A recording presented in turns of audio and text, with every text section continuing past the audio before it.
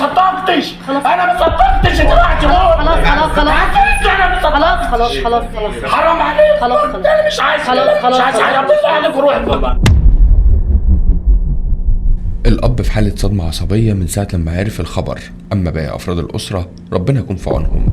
النهاردة هنفتح مع حضراتكم ونكشف لكم اللغز الحقيقي لوفاة أو مقتل محفظة القرآن الكريم على إيد جوزها والسبب. أهلا بكم في اللغز مع يونس محمد. من ساعة لما الخبر اتعرف وكل الناس في ذهول، مش مصدقين ولا متوقعين إن نهاية آية حمدي محفظة القرآن الكريم اللي كانت كل الناس بتشهد بأخلاقها الكريمة. ما هو اللي بيحفظ القرآن ربنا بيحفظه. عشان كده من ساعة ما كانت موجودة في قريتها اللي موجودة في محافظة المنوفية، كل الناس كانت شايفة قد ايه هي كريمة الأخلاق، قد ايه هي ملايكة من الملايكة اللي موجودين على الأرض.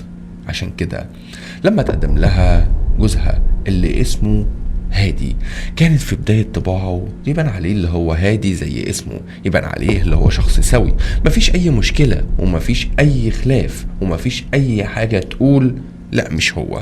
البنت وافقت عليه والأب وافق عليه، وبيقول في الفيديو اللي هنعرضه لحضراتكم: يا ريتني كنت أعرف الغيب، يا ريتني كنت أحس حتى لو 1% إن هو هيموت بنتي ونهايته هتبقى على ايديها او نهايتها هتبقى على ايديه.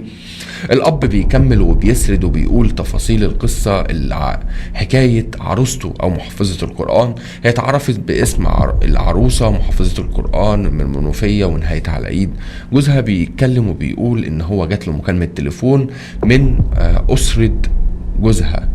المكالمه بتفيد البقاء لله يا حاج، بنتك ماتت. بيقول انا خدت الصدمة في قلبي وكتمتها ودموعي نزلت على خدي وخدت بعضي وقمت رحت على مدينة كفر الدوار او مركز كفر الدوار في محافظة البحيرة. هناك استلم جثة بنتي اللي كانت موجودة في المستشفى العام. اتفاجئ زي كل الناس ان الدكاترة اكتشفوا وكشفوا ان البنت في شبهة جنائية ورا وفاتها، مش هبوط حاد في الدورة الدموية زي ما كانوا بيقولوا لي او قضاء وقدر والوفاة طبيعية. بالعكس الموضوع صعب قوي وصعب محدش يصدقه. انا بنتي مضروبة على راسها ومخنوقة. عشان كده الزرقان كان موجود حوالين رقبتها. رجال الشرطة جم والمباحث جم وابتدوا يتكلموا معايا، واكتشفت ان اللي عمل فيها كده هو جوزها. الأب قال ملحوظة مهمة جدا، إن هو كان شايف وحاسس إن بنته كانت ميتة طبيعية عشان قبلها بيوم كان جالها حالة تسمم، لكن للأسف هو اللي كان بيسمها، ولما ما ماتتش خنقها وضربها على راسها تاني يوم. تعالوا نشوف دموع الأب ونكمل الحكاية. منذ صغرها لحفظ القرآن وتدبره وتعليمه لنفسها وغيرها، فالحمد لله جالها مدعو الله يسامحه القاتل الذي قتلها بدم بارد. ربنا أراد بالزواج ولا أعلم الغيب.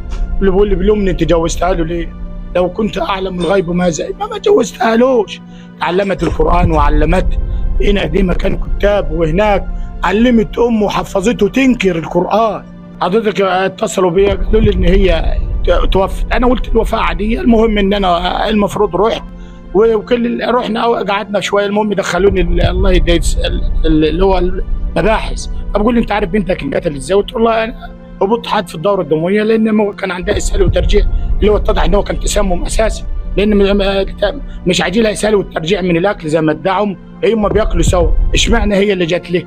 قال لي لا، ضابط المباحث اللي قال لي بنتك مقتول مضروبه على راسها من ورا كده بقى لها حده ومخنوقه، وصوابع القتيل معلمه في ايدها، وهو القتيل قال كده، وعظمه الترقوه مكسور. بس بيقول ان هو ده حصل نتيجه مشهدره لان دي قماليه. الله ونعم الوكيل فيه. كانت حته نسمه زي العسل، عمرها ما غلطت في حد ولا عمرها كلمت حد. الشارع ما كانش بشوف، وكانت اميره ومقدمه ولا عمرها عملت حاجه. حمدي ديت كانت زميلتي في المدرسه، وكانت اصغر مني سنا، وكانت ما شاء الله قدوه لجميع المدرسه كلها، كانت بتحفظ القران. وبعد كده بقينا جيران، وما شاء الله عليها. يعني كل اسره تتمنى ان هي يبقى عندها بنت زي ديت. يعني ان اسره محترمه، اسره نابعه عن القران، ان ربنا سبحانه ان ابوها جابت 86% وهبها للقرآن عز وجل. كانت قمة الأدب، كانت أخت فاضلة. دي كانت دموع الأب وحسرته على فراق بنته اللي مشيت وتركت حاجة كبيرة قوي في دنيتنا دي. بس اللي أنا أعرفه وبقيت متأكد منه إن الكويسين الطيبين الصالحين بيمشوا وفرقونا، ما بيقعدوش معانا في الدنيا دي.